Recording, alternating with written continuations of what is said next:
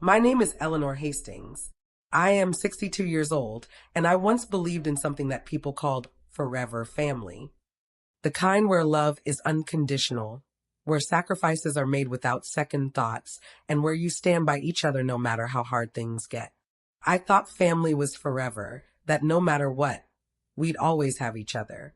That illusion was shattered on a Thursday afternoon in February.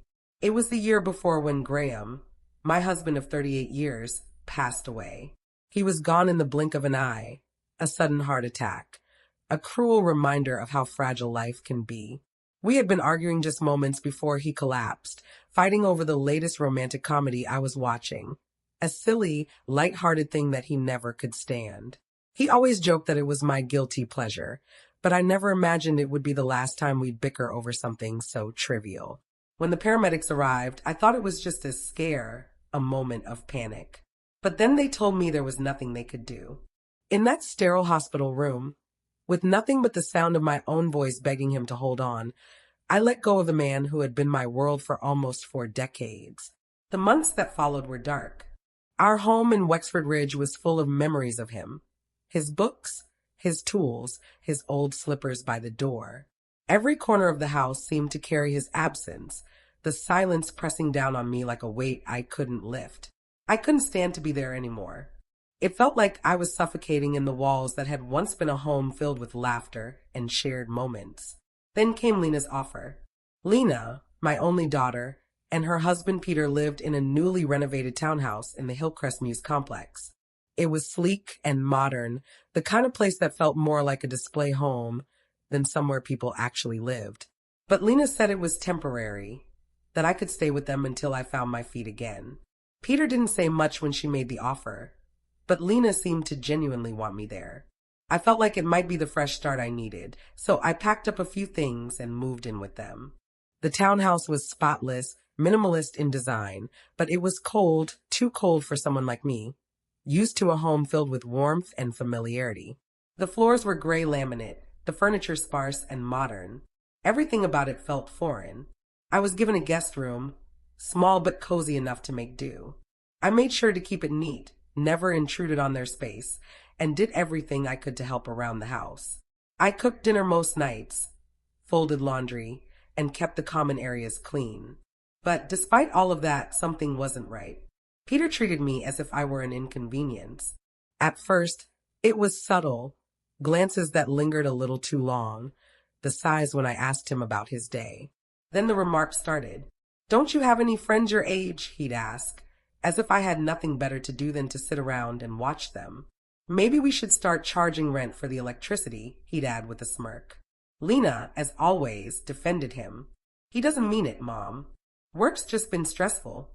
But I could feel it, the tension in the air, the growing resentment from Peter. One night, I overheard them arguing in the living room while I was upstairs folding bed sheets. Their voices were muffled, but still sharp enough for me to hear. "She's not a guest anymore. She's a fixture," Peter spat, his voice dripping with frustration. "It's like living in a retirement home." Lena's voice was smaller, quieter, but there was a tremor of hurt in it. "She's my mother. And she's our financial liability," Peter retorted coldly. The word hit me like a slap across the face. Liability. A word used for something disposable, something to be discarded when it no longer served its purpose. The next morning, Lena handed me a cup of tea with a sad smile on her face. "Mom, maybe it's time we look into something more stable for you." My throat tightened, and I stared at her over the rim of my mug. This was my daughter, the same girl I had raised on my own, with love and patience, the one who used to climb into my lap for bedtime stories. And now, she was gently pushing me out like I was some burden she no longer wanted. But there was no outburst, no heated argument. I didn't raise my voice or lash out. Instead, I quietly folded my clothes, packed my bags, and called a cab. The driver barely acknowledged me as he handed me a key to a motel room, the smell of mildew hanging in the air as I entered. I sat on the bed, staring at the peeling wallpaper, wondering where everything had gone wrong. That night, I texted Lena. I didn't want to make things worse, but I needed her to know that I understood. I typed, "I understand. I love you." But there was no reply. Days turned into weeks. I tried to get back on my feet. I sent out resumes for part-time jobs, anything really, library assistant, retail clerk, receptionist. But who would hire someone like me? A grieving woman with arthritic hands, too many years off the workforce, and a resume that felt as outdated as the world around me. Nights were the hardest. I would lie awake, staring at the ceiling, asking myself how everything had unraveled so quickly. How had love turned into pity and pity into silence? Where was the family I had once believed in? Then one evening, while rummaging through the few belongings I had left in a cardboard box, old photos, birthday cards from Lena, and a grocery list handwritten by Graham, I stumbled upon something I hadn't seen in decades. A small, leather-bound diary. My mother's diary. I hadn't even remembered I still had it. And in that moment, I realized that it might just hold the key to understanding not only my mother's life, but my own. I opened the first page, and the words that greeted me felt like a lifeline thrown into the storm I had been drifting in for so long. I sat there, in the dim light of the motel room, the small leather-bound diary resting in my hands like a fragile treasure. The cover was worn, edges frayed from years of being handled. It was my mother's, a relic I had forgotten existed. I never remembered her being much of a writer, but now, as I stared at the diary, I couldn't help but wonder what secrets it might hold. I opened it carefully, the yellowed pages crackling under my fingers. The first entry was from when I was just a child, a little girl with pigtails and scraped knees. It was written in my mother's familiar, looping handwriting. Eleanor has become such a little lady. Today she insisted on doing everything on her own, making her breakfast, tying her shoes, even brushing her hair. I've never seen her so independent, and it fills my heart with joy. But I can't help but feel a pang of sadness. I wonder where the time goes, how she grows so fast and yet so slowly all at once. I paused, a lump rising in my throat. Those words, simple as they were, captured the love my mother had always shown me. But there was something about the way she wrote them, something that made me feel as though she was hiding a part of herself. I flipped to the next entry, feeling a curiosity stirring inside me. The next page was dated a few years later, just before I left home for university. My mother had always been quiet about her own past, never really sharing much about her youth or the time before I came into her life. But this entry was different. Eleanor is going off to college in a week, and I can already feel the emptiness starting to creep in. I know she has to go. I've always known. But there's a part of me that will never be ready for this. I'm scared. I'm scared of being alone again. Scared of facing what I've spent so many years running from. But she's my daughter, and I've promised myself I would always put her first. I just hope I don't lose myself in the process. The word sent a chill down my spine. What was she running from? I had no idea. I never even noticed that she had fears of being alone, that she struggled with anything other than the everyday demands of raising a child and keeping a household running. As I turned the pages, I found more entries, cryptic, emotional, fragments of a life I had never known. The more I read, the more I realized how little I truly understood about my mother's life. Then I reached an entry that stopped me cold. It was written in a hurried, jagged script, as if she had been in a rush or perhaps in a state of distress. I saw him today. After all these years, he found me. I can't go back to him. I can't. Not after everything. Not after what he did.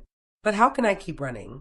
How can I pretend like he doesn't still have power over me? I sat frozen, the diary trembling slightly in my hands. Who was she talking about? Who was this man? What had he done to her? The answers remained just out of reach, the words haunting me with their implication. I knew I had to find out more. This wasn't just a diary about a mother's love for her daughter. This was about something much darker, something hidden deep within my family's past. And I needed to know what it was. Over the next few days, I found myself obsessing over the diary. I couldn't put it down, couldn't stop reading, even though each new entry raised more questions than it answered. My mind raced with thoughts of who this mysterious man was, what had happened to my mother before I came into her life, and why she had kept it all a secret. As I dove deeper into the diary, the entries grew more erratic, as though my mother's mental state was unraveling. But there were also moments of clarity, as if she was trying to give me a warning, trying to leave behind some sort of trail for me to follow. One entry, dated several years after I had left for college, stood out. It read, "Eleanor, I've kept so much from you, but I can't anymore. I can't pretend like everything is fine when it's not. I've tried to protect you from the truth, but I've realized that you deserve to know. This is not a life I chose. It was thrust upon me. And I don't want you to make the same mistakes I did. There are things about your father, about our past, that you will never understand. But someday you'll have to. I just hope you're ready when the time comes." The mention of my father sent a jolt through me. I had always known that my parents' marriage wasn't perfect, but I had never imagined that there were secrets buried so deep. What was it that my mother had hidden from me? And why had she never spoken of it? I needed answers. But the more I read, the more I realized that there was one person who might know more than anyone else, Lena. My own daughter, the one who had just pushed me out of her life, might have the answers I was desperately seeking. But how could I even begin to ask her? After everything that had happened, after Lena had distanced herself from me, how could I possibly confront her about the secrets of our past? I wasn't sure if I was ready to face the truth, or if I would even be able to handle whatever it was I might uncover. Still, I couldn't shake the feeling that the key to understanding everything, why my marriage, my relationship with my daughter, and even my own sense of self had fallen apart, was buried somewhere in the past. And I knew I had to keep searching, no matter where it led me. That night, I made a decision. I would go back to Wexford Ridge. I would confront Lena, Peter, and anyone else who might have known about the family's dark secrets. I didn't know how it would go or what I would find, but I couldn't run from it anymore. I had to know the truth, even if it meant facing things that I wasn't ready to hear. The following weeks were a blur of self-reflection and small, hesitant steps forward. I began to take things one day at a time. The diary had shown me so much about my mother's life and the way she had faced her own struggles, and I realized that perhaps I had underestimated the strength that ran through my own veins. My mother had fought hard to give me a life that was free from the burdens she had carried, and now it was my turn to fight for myself. Lena and I spoke a few more times after that first call. Our conversations were slow, deliberate. She had mentioned that she and Peter had decided to take a small weekend trip to the coast, just to give themselves some space. I understood. Sometimes space was the only way to heal. I had learned that the hard way. In the meantime, I focused on getting my life in order, piece by piece. I found a small studio apartment in a quieter part of town, away from the noise and bustle of the city.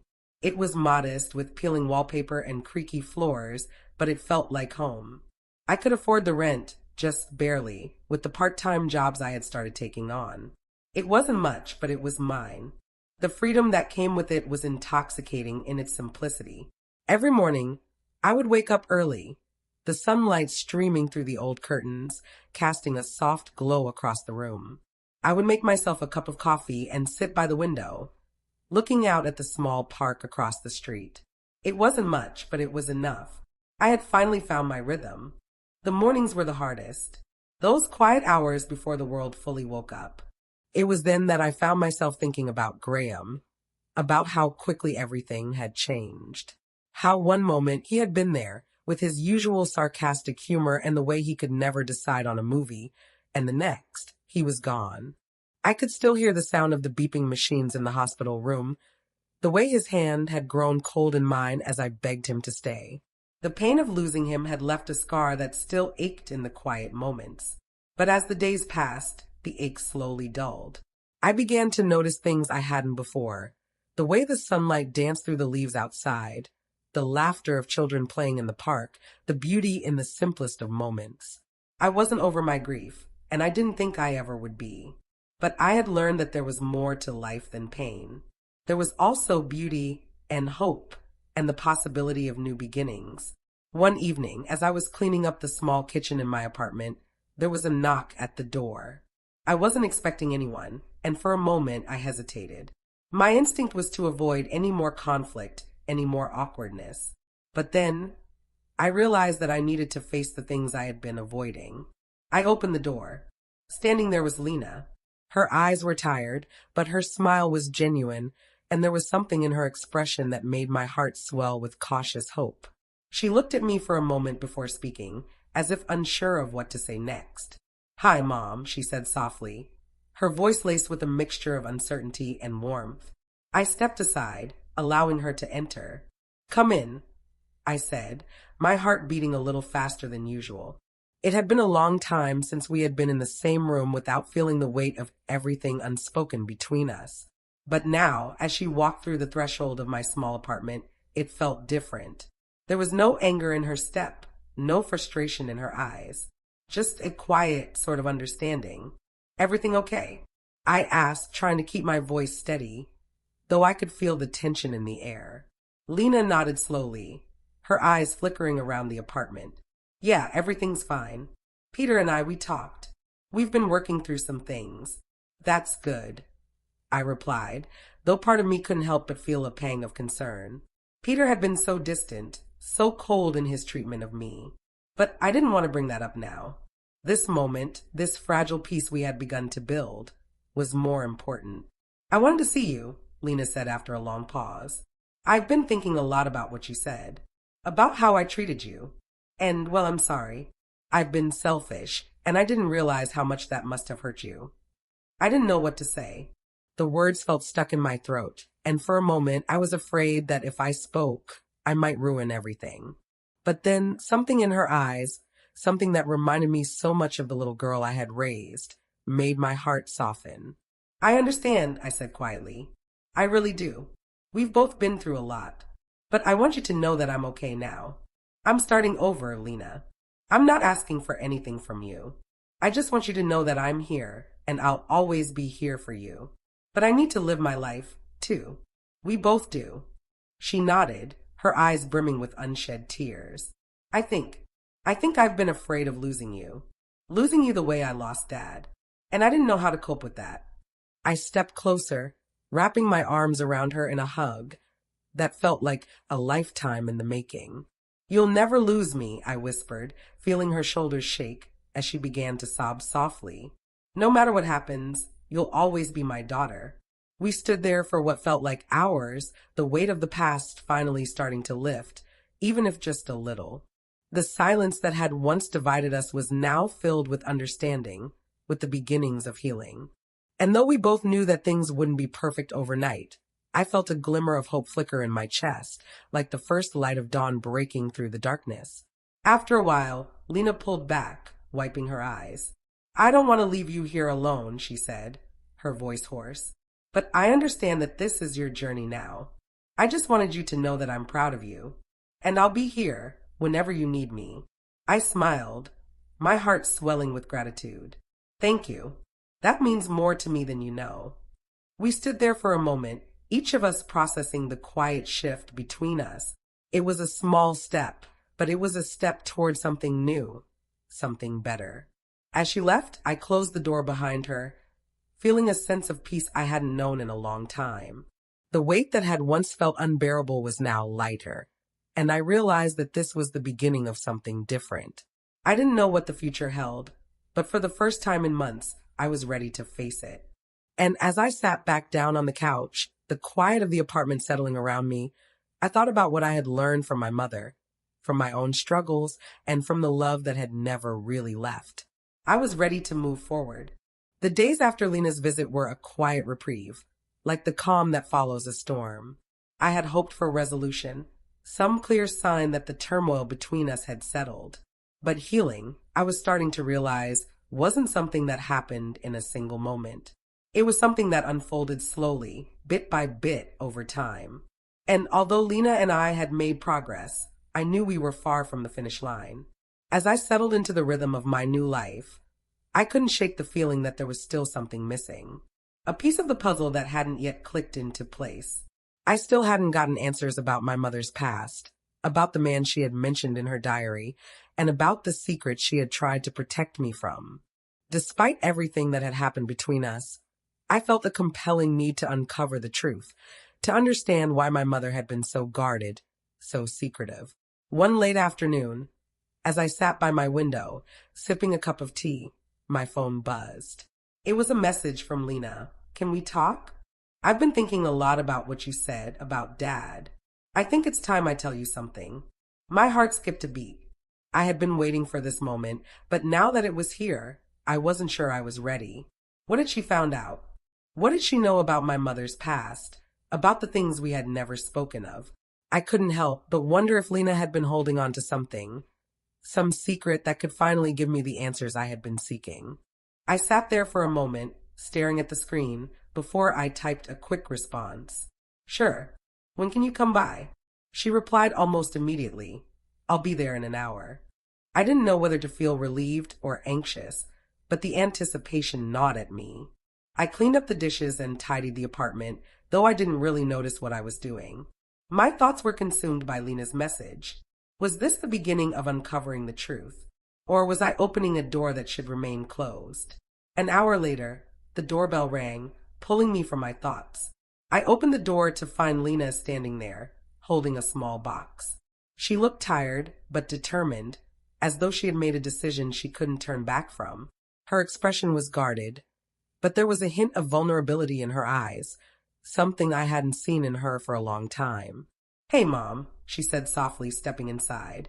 Hey, I replied, trying to keep my voice steady. Come in. What's going on? She hesitated for a moment, then handed me the box. It was small, unassuming, wrapped in plain brown paper and tied with a piece of twine. I took it from her, my curiosity piqued. What could be inside? What was so important that she felt the need to bring it to me? I found this when we were going through some of Dad's things, Lena said quietly. It's from my mother. Your mother. I froze. My mother's name in connection with something Lena had found made my heart race. The box felt heavier in my hands, as if it held the weight of decades of secrets. Go ahead, Lena urged gently. Open it. I nodded, my fingers trembling slightly as I untied the twine and peeled back the paper.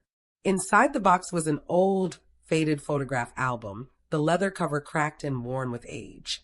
I opened it cautiously, flipping through the pages. Most of the pictures were of my parents when they were younger, long before I had been born. There were images of their wedding day, their early years together, moments that seemed so distant and foreign now.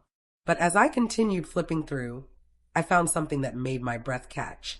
There, tucked between two photographs, was a letter. The handwriting on the envelope was familiar, though it took me a moment to place it, my mother's. It was addressed to my father, though it had never been opened. The seal was intact, as though it had been left untouched for years. I could feel the weight of it in my hands, the weight of all the words my mother had never spoken. I don't know what this is, Lena said, her voice barely above a whisper. But I think it's important. I think it's something you need to see. I looked at Lena, my heart heavy with the weight of the moment. This was it, the key to everything I had been searching for. The truth my mother had kept hidden, the secret she had carried for so many years. Without another word, I broke the seal and unfolded the letter, the paper crackling in my hands as I read the words my mother had written so long ago. The letter was short, but it was enough to shatter everything I thought I knew about my family. Dear Graham, I don't know how to start this. I've never been good at expressing my emotions, especially when it comes to the things that scare me the most. But I owe you the truth. I owe you the truth because we've built something together, and I can't keep running from the past. I know you've always wondered why I don't talk about my family, why I keep so much hidden. The truth is, I never wanted you to know the whole story. I didn't want you to see me for what I truly am, for what I came from. But I can't keep living in the shadows. I need to tell you about my father. He was not the man you think he was. He wasn't the loving father who supported me through thick and thin. No, he was something far worse. He was a man who used his position of power to manipulate, to control, to break people down. He was a man who taught me that love was not about kindness, but about control. And the worst part? I married him. I married a man just like my father. That's the secret I've kept from you all these years. The man you think you know, the one who has always been there for us, he's not the man I thought I married. And I don't know how to fix it. If you're reading this, it means I'm gone. And I hope that by the time you read this, you will have found a way to forgive me. I don't deserve your forgiveness, but I hope you can find it for yourself. With all my heart. Myra underscore. I sat in stunned silence, the letter trembling in my hands. Myra. My mother's name was Myra, and what she had written, what she had revealed, was something I had never imagined. My mother had been hiding from a truth so dark, so painful, that it had consumed her entire life. She had married a man who reminded her of her own father, a man who had twisted her into something she wasn't. And now, the weight of those words settled in my chest like a lead balloon. It all made sense now. The way my mother had always kept me at arm's length, the way she had never spoken of her own family, the way she had buried herself in the life she had built with Graham. She had never really been free. But why had she left it all to me? Why had she never told me, never given me a chance to understand? As I looked at Lena, I could see the same questions in her eyes. She didn't know either. We were both trapped in the same web of lies, left to untangle a story that had been buried for far too long. I sat there, still holding the letter in my trembling hands. My mind raced, trying to process what I had just read. My mother had married a man like her father. She had been trapped in a cycle of control, manipulation, and abuse, and she had never once shared that with me. I had always thought my parents' marriage was a beautiful love story, but now it seemed like a facade, a story told to cover up the darkness beneath. Lena sat beside me, her eyes wide with shock, her lips parted as if she had just witnessed something she couldn't comprehend. We were both silent for a long time, the only sound in the room the soft ticking of the clock on the wall. The weight of my mother's words hung heavily between us. I could feel the distance growing between Lena and me, the silent realization that we had both been kept in the dark about our family's history. The truth, once revealed, seemed to have fractured everything. I didn't know, Lena whispered, her voice shaking. I had no idea she went through something like that. All these years, I thought I understood her, but now I feel like I don't even know who she really was. I couldn't find the words to comfort her. How could I? How could I comfort anyone when I didn't know how to comfort myself? My heart was heavy with the weight of my mother's secret, and I could feel the pieces of the life I had built crumbling away. I think she wanted to protect us, I said softly, still staring at the letter. She wanted us to have a normal life, to not carry the same burdens she had. But it's all unraveling now. The past, it's never truly gone. It always comes back. Lena nodded slowly, her eyes filling with tears. But why didn't she tell us? Why didn't she trust us enough to share this with us? I would have understood. She stopped, breaking off, as if she couldn't finish the sentence. Maybe she thought she was protecting us by keeping it hidden, I said. Maybe she thought she could bury it, move on from it. But now we have to face it. And it's going to hurt. Lena wiped her eyes, trying to steady her breathing. So, what do we do now? I paused, unsure of what to say. There was no easy answer, no simple way to fix what had been broken. The past was haunting us, and it wasn't going to go away. But maybe the first step was to understand it, to face it head on, even if it meant confronting things we weren't ready for. I think we need to find out more, I said finally. We need to know the full story. My mother left us with this letter, but there's more to it. We need to know what happened. We need to understand the man she was married to and what he did to her. And maybe, just maybe, we'll find a way to heal from it. Lena looked at me, a mixture of determination and fear in her eyes. How do we even start? How do we dig up something like this? We start with what we know, I said, my voice firming. We start with the things she left behind. This letter is just the beginning. We need to go through her things. We need to see if there's more. We both stood up, a shared sense of purpose filling the air. It was clear that neither of us could rest until we had uncovered the full truth. My mother's past, the pain she had suffered, the secret she had kept, it was all part of who we were now. And it was time to face it. The next few days were a blur of searching, of uncovering old photographs, letters, and documents that pieced together a picture of a woman I had never truly known. Each discovery was a shock, a revelation that made my head spin. There were letters from family members I had never heard of, letters from a woman who had been my mother's sister, and letters that spoke of things that were best left unsaid. There were clues hidden in the corners of the old photo albums, in the faded pages of her journals, in the things she had kept locked away. One afternoon, while we were going through a box of old keepsakes, Lena found something that made her freeze. It was a photograph, a black and white image of a man standing beside my mother. He was tall, with sharp features, and there was something about the way he stood that sent a chill down my spine. His eyes were cold, distant, and he didn't smile. He looked more like a man who was used to controlling the world around him, rather than living in it. "Mom, look at this," Lena said, her voice barely above a whisper. I took the photograph from her hands, my stomach tightening as I looked at the man in the picture. "Who is this?" Lena looked closely at the back of the photo and found a name written in my mother's handwriting, Marcus Delacroix. The name meant nothing to me, but there was something in the way Lena said it that made my heart race. "Who was he?" I asked, my voice shaking. "I don't know," Lena replied, "but I think this is the man she was talking about. This is the man she married." My mind whirled with the sudden realization that the man who had shaped my mother's life, the man who had broken her, was someone I had never even heard of. Marcus Delacroix. His name sounded like something from a different world, a world of power, influence, and control. "We need to find out more about him," I said, my voice resolute. "We need to find out what he did to her. What kind of man he really was." The search for Marcus Delacroix led us down a dark path, one that we weren't prepared for. The more we uncovered about him, the more we realized how deeply my mother's life had been entwined with his.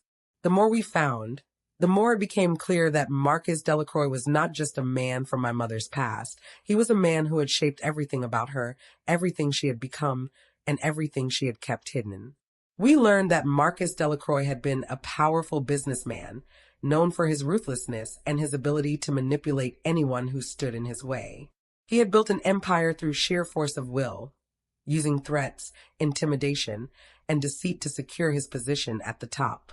And my mother had been his wife, trapped in a marriage that was more about control than love. As we dug deeper, we found that my mother's family had tried to intervene. Her sister, Julia, had written letters begging her to leave him to escape his grip. But my mother had never listened. She had stayed, year after year, burying her pain and pretending everything was fine. And now, as I pieced together the broken fragments of my mother's life, I began to understand why she had kept it all hidden. She had been ashamed of the choices she had made, ashamed of the man she had married, and ashamed of the pain she had suffered in silence. I turned to Lena, the weight of everything we had uncovered pressing down on both of us. "We need to confront this," I said quietly. "We need to confront him." Lena nodded, her eyes filled with the same determination I felt. "But how?" "We'll find him," I said. "We'll track him down and make him face the truth. We can't let him continue to live in the shadows. We need to hold him accountable for what he did to Mom." It was time to face the man who had torn my mother's life apart. It was time to bring Marcus Delacroix to justice. The decision to confront Marcus Delacroix was not one I took lightly. Every part of me felt a deep sense of dread mixed with an unshakable resolve. We had uncovered his name, his history, but the prospect of facing him, of confronting the man who had cast a shadow over my mother's life, was something I wasn't fully prepared for. But it was a necessary step, one that I knew had to be taken if we were to heal and give my mother's memory the respect it deserved. Lena and I spent hours researching, going through every scrap of information we could find about Marcus. His business dealings were well documented, his public persona polished and perfect. He was a man who had built an empire, but it was clear that much of that empire had been built on fear and manipulation. What we found was chilling. Stories of people who had crossed him, only to disappear from the scene, their careers ruined, or their lives irrevocably altered. The deeper we dug, the more we realized that Marcus Delacroix was not just a businessman. He was a man with power, with connections, and with an iron grip on everything and everyone around him. But one thing became increasingly clear. He hadn't been able to completely erase his past. There were cracks in his facade, traces of his darker side that had never fully been hidden. After weeks of searching, we found a lead. A former employee of his, a man named Richard Hall, had written a tell-all book about his time working under Marcus. It was filled with stories of manipulation, threats, and the way Marcus controlled every aspect of his employees' lives. Richard had left the company years ago, but his book had caused a stir in the business world, shedding light on the darker side of Marcus Delacroix's empire. I contacted Richard Hall, unsure of what I would find. He was hesitant at first, his voice trembling when he answered the phone. It took some convincing, but eventually he agreed to meet with me and Lena. He warned us that what we were about to hear might shake us to the core, that confronting Marcus Delacroix would be like stepping into a lion's den. The day we met Richard was one of the most unsettling days of my life. He was a man in his late 50s, with deep lines etched into his face, evidence of years spent in the high-stakes world of business. He looked like someone who had been through too much and had seen the kind of things that left scars that no amount of success could erase. We met him at a small cafe in the city, a place far from the public eye, a place where we could speak freely without anyone overhearing. Richard's hands shook as he sipped his coffee, his eyes darting nervously around the room. He was clearly on edge, his mind racing as he recalled the years he had spent working for Marcus Delacroix. But as he began to speak, a sense of urgency filled the air. "Marcus Delacroix," Richard began, his voice low. "He's a monster. He doesn't care about anyone but himself. He's manipulative, controlling, and ruthless. He's destroyed countless lives without a second thought." I leaned forward, trying to absorb every word he said. "What did he do to my mother?" I asked, my voice barely above a whisper.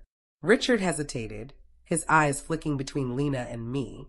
"Your mother, she was a pawn in his game, a means to an end. She was a beautiful woman, a perfect match for his public image. But behind closed doors, he was a different man. I never saw the full extent of it, but I knew what was happening. The signs were all there." Lena clenched her fists in her lap, her face pale. "What do you mean? What exactly did he do?" Richard's eyes darkened and he looked away, as if trying to erase the memories from his mind. He controlled her completely. He isolated her from everyone, her friends, her family. He was always there, watching her, making sure she stayed in line. He didn't allow her to make any decisions on her own. And when she tried to break free, when she tried to stand up for herself, he crushed her. He used fear, guilt, and manipulation to keep her in line. My heart sank as I listened. I had always known my mother had struggled in her marriage, but hearing it described in such stark terms made everything feel so much more real. The betrayal, the cruelty, it was more than I could bear. "Did she ever try to leave?" I asked, the question slipping from my lips before I could stop it. Richard nodded slowly. "She tried a few times, but every time, Marcus found a way to pull her back in. He would threaten her, tell her that she couldn't survive without him. He played on her insecurities, her fear of being alone, and he made sure she felt guilty for even thinking about leaving him." I felt a wave of nausea wash over me. "What happened to her? Why did she stay?" "Because she was afraid," Richard said softly, his eyes filled with regret. "She was afraid of what would happen if she left him. She didn't know where to go, who to turn to. And Marcus made sure she stayed isolated, alone, and dependent on him. He destroyed her self-esteem, and in the end, he broke her spirit." Tears filled my eyes as I listened to Richard's words. The woman I had always looked up to, the woman I thought was strong and capable, had been broken by a man who used her as nothing more than a tool in his quest for power. My heart ached for her, for the years she had spent suffering in silence, for the pain she had endured in the name of love. But it wasn't just my mother I felt for, it was Lena, too. She had been a part of this family, a part of this history, and now, like me, she was uncovering the truth of what had really happened behind closed doors. "We have to do something," Lena said suddenly, her voice trembling with emotion. "We can't let him get away with this. We can't let him destroy more lives." I nodded, my resolve hardening. "You're right. We can't just sit back and let him continue to live like he's untouchable. We have to make him face what he did." Richard looked at us, his expression grim. "It's not going to be easy.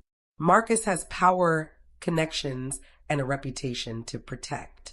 But if you're serious about confronting him, I can help you. I have information, evidence that can expose him for who he really is." But you have to be prepared for the consequences. He won't go down without a fight. We exchanged a glance, both of us knowing that this was the only way forward. The truth had to come out, no matter the cost. Do you have any evidence? I asked, my voice steady despite the turmoil inside. Richard nodded, pulling out a small envelope from his bag. I kept copies of everything. Documents, emails, recordings. It's all here. I'll give you everything you need to take him down. We took the envelope, our hands shaking with the weight of what we were about to do. This was the beginning of the end for Marcus Delacroix. We would no longer let him control our lives, our family. It was time to hold him accountable.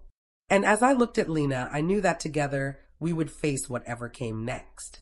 We would confront the past, the pain, and the man who had caused it all. The battle had just begun. The days following our meeting with Richard were a blur. There was no turning back now. Armed with evidence and an unwavering determination, Lena and I spent every waking moment preparing for the confrontation that was now inevitable. The more we learned about Marcus Delacroix, the more we realized how deeply entrenched he was in every part of the business world, how every connection he could turn against us. But we weren't afraid anymore. I had spent too many years being silent, too many years letting fear dictate my life. My mother's legacy, her suffering, her silence, it all had to be honored in the only way possible, by breaking the chains that bound us to Marcus. I wasn't going to let her life, her story, be forgotten. We started reaching out to people who might help us, those who had been hurt by Marcus in the past. Some were too afraid to speak, still living in fear of his retribution, but others had already begun to fight back in their own ways. It felt like we were building an army, one by one, with each new piece of information we uncovered, with each ally we gained. One night, while we were poring over the documents Richard had given us, I got an email. The sender was anonymous, but the message was clear. Marcus is planning something big. He's preparing to make a move that could destroy everything you've been working for. You need to act quickly. Lena and I exchanged worried looks. If Marcus was getting ready to make a move, it meant we didn't have much time. We had to expose him, and we had to do it before he could crush us under his weight. The next few days were filled with frantic planning. We reached out to journalists, legal advisors, anyone who might help us take the first step toward bringing him to justice. But as we delved deeper, the pressure began to mount. Marcus's influence stretched far and wide, and we found ourselves more and more isolated. The people who had once been allies began to hesitate. The fear was palpable, and it was starting to take its toll on both of us. Then one evening, I received a call that would change everything. It was from Richard. I've been followed. His voice was shaky, and I could hear the panic in his tone. They know I'm helping you. I think Marcus is onto me.